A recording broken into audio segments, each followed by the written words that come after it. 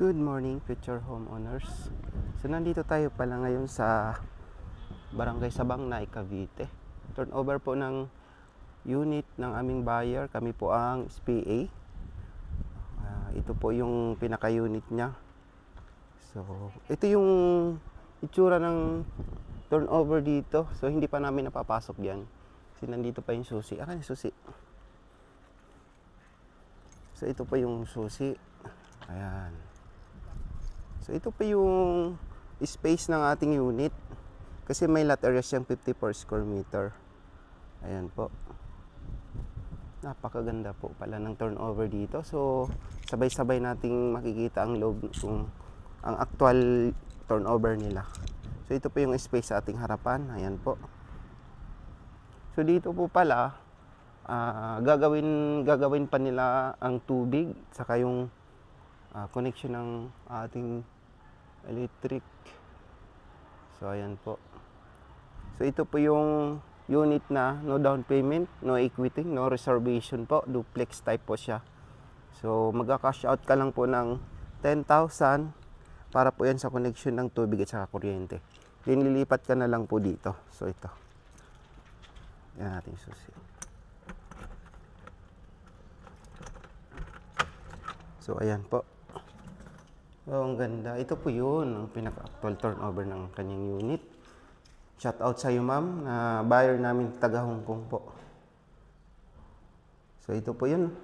Di siya naka-tiles, pero may pintura ng ating wall. Nakaabang na po ang lagay ng mga ilaw. So, sliding po ang ating mga bintana dito. Ayan.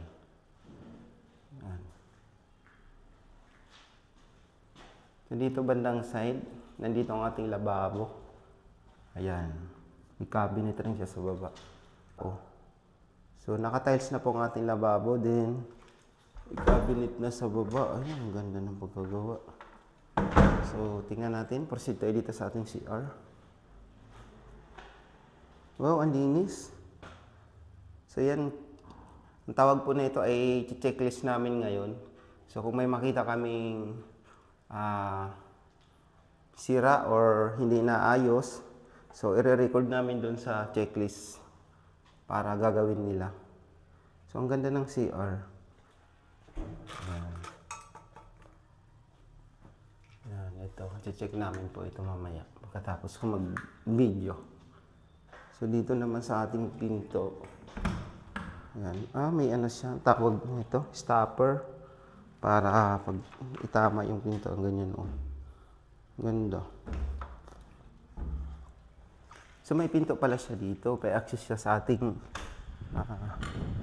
space dito sa side. Ayan. Hanggang dito po siya. Ayan. So, ayan po. Kasyang-kasya po ang ating, halimbawa, gagawin nating parking. Kasya po yan.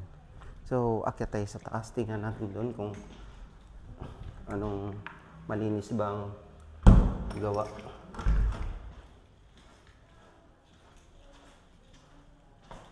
Oy. Ayun. Wala ko. So, ito yung pinaka-actual na hagdanan nilalagay. Makapal na bakal. Wow, ang ganda. Ang linis. Halos wala na akong makitang sira dito. So, mamaya titingnan natin kung anong ilista natin sa checklist paper nila. So, ayan po, naka-sliding, ilang 4 na bintana.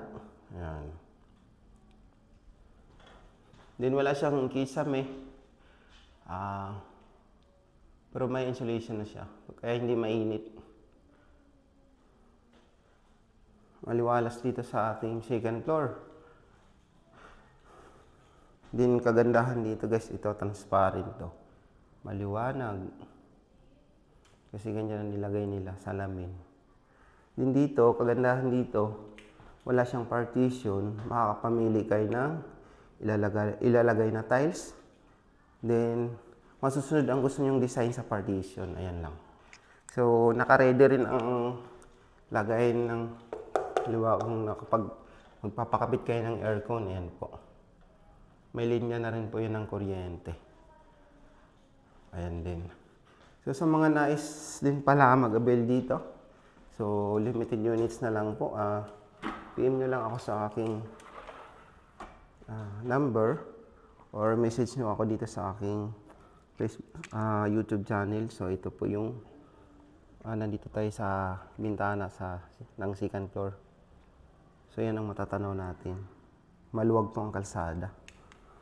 So uulitin ko po, no down payment, no equity, no reservation po dito. 10,000 ang cash out. Kung nagtatanong kayo kung saan mapupunta ang 10,000 na yun, so yun po ang ginagamit para sa connection ng tubig at saka kuryente. So mga ilang araw po ikakabit na po yung tubig saka kuryente natin. So ayan. So hinihintay na lang po namin engineer para samahan kami i-check. Ito na pala si sir. Ayan. Ay sir. So ayan po.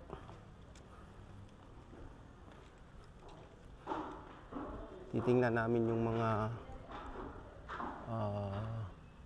kung may mga sira ba, susulat po natin. So ayan po, hanggang dito na lang aking video. So don't forget like and subscribe po. Thank you.